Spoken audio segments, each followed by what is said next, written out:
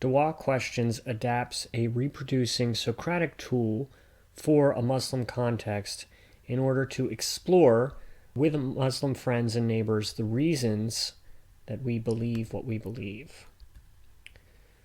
So first, you're going to want to introduce yourself. So you're a Muslim? That's exciting. I'm always really excited to talk to Muslim friends. Would you say that Islam is very important to you? Okay, and how confident are you that Islam is true? Awesome, awesome. So, what made you so certain that Islam is true? Now, at this point, you're going to get several different answers.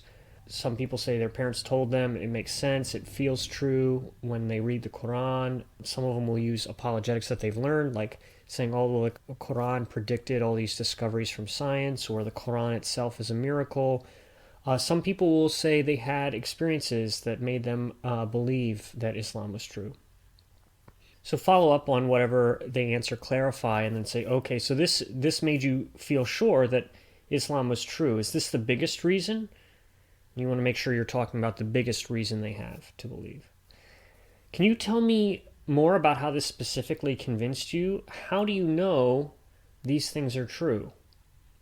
So you're asking them, how do they know the Quran is a miracle? How do they know the Quran predicted scientific facts? Or how do they know it feels true? Things like that. Or how do they know that their feelings are true?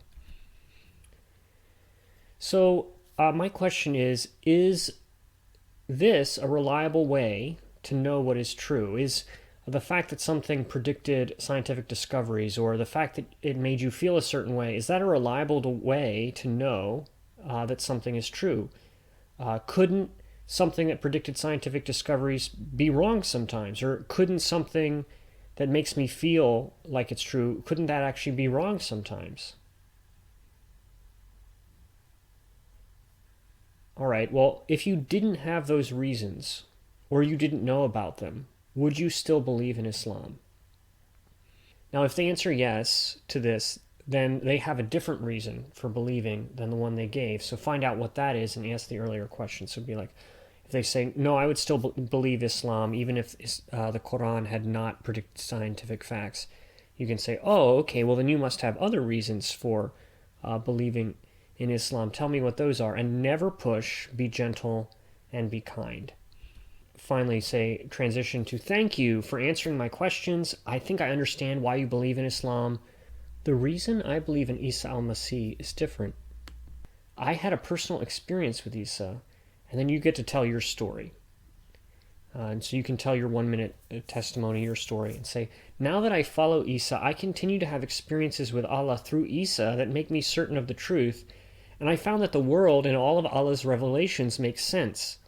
Then you can share a gospel presentation, maybe the Qurbani sacrifice, to help take something that they believe and show how it makes sense because of Isa and God's plan of salvation. To recap the questions, you're going to ask, how sure, how confident are you that Islam is true? What made you so certain that Islam is true?